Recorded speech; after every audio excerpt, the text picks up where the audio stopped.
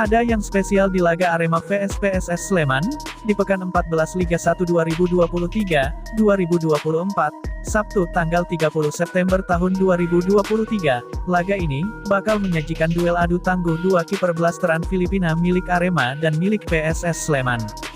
Julian Schwarzer yang merupakan blasteran Filipina Australia, ada di kubu Arema, sementara PSS punya Anthony Pintus yang merupakan keturunan Filipina Swiss. Bermain di Liga 1 2023-2024 merupakan petualangan pertama bagi kedua kiper asing tersebut.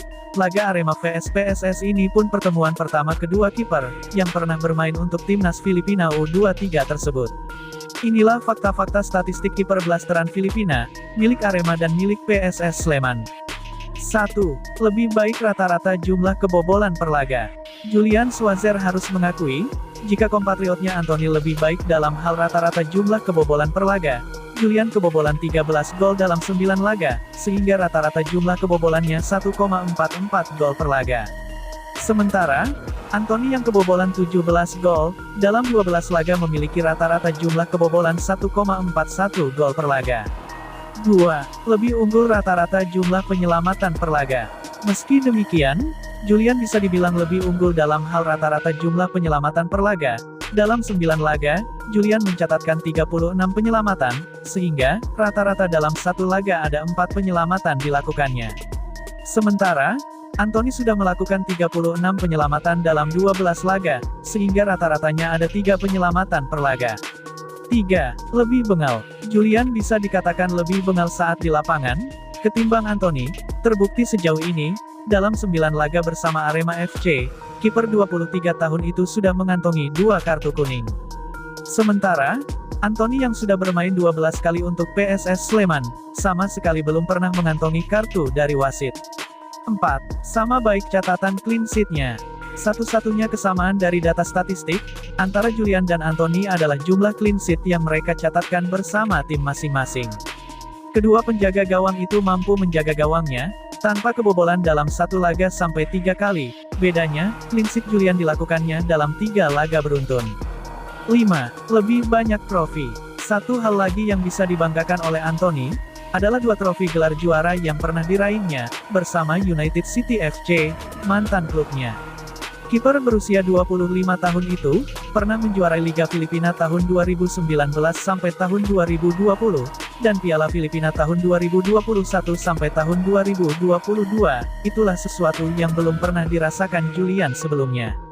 Sementara itu, komposisi pemain di lini depan Arema FC dipastikan komplit saat laga lanjutan Liga 1 2023-2024 kontra PSS Sleman di Stadion Kapten Iwayan Dipta Bali, Sabtu tanggal 30 September tahun 2023.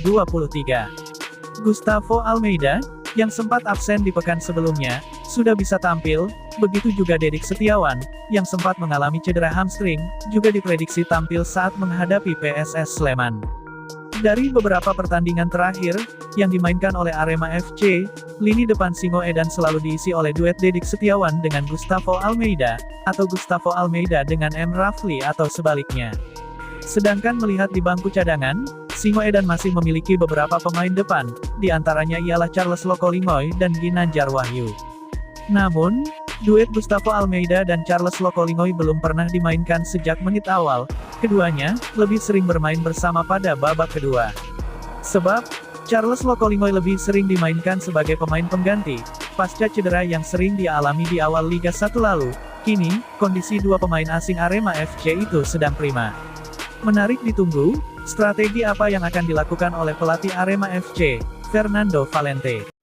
Di sisi lain, bek Arema FC, Syaiful Anwar mengaku sempat susah tidur usai membela timnya melakoni laga derby Jatim melawan Persebaya Surabaya pekan lalu.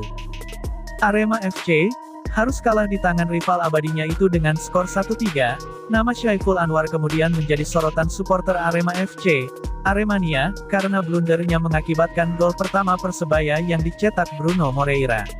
Saat itu, Syaiful Anwar yang mencoba memberi passing ke pemain Arema FC lainnya, justru keliru memberi umpan ke Bruno Moreira yang kemudian sukses menjebol gawang tim berjuluk Singo Edan itu. Ex-pemain Persita Tangerang dan Bali United itu mengaku, sempat mendapat kritikan dari supporter di akun Instagram pribadinya. Tetapi, Ia memilih menanggapi kritikan yang diberikan supporter dengan bijak, dan membiarkan kolom komentar tetap terbuka. Sejak bergabung dengan Arema FC, saya siap mental karena seperti ini memang risiko bermain untuk klub besar, ujar Syaiful pada Jumat tanggal 29 September tahun 2023. Saya biarkan kolom komentar Instagram tetap terbuka, karena saya siap dengan risiko sejak tanda tangan kontrak sebagai pemain Arema, sambungnya. Sementara pelatih Arema FC, Fernando Valente merasa tidak perlu menyalahkan blunder yang dilakukan pemainnya terus-menerus. Juru taktik asal Portugal itu memaklumi, bahwa blunder yang dilakukan pemain adalah hal lumrah dalam permainan sepak bola. Baginya paling penting, adalah pemain bisa belajar dari kesalahan dan memperbaiki penampilannya di laga berikutnya.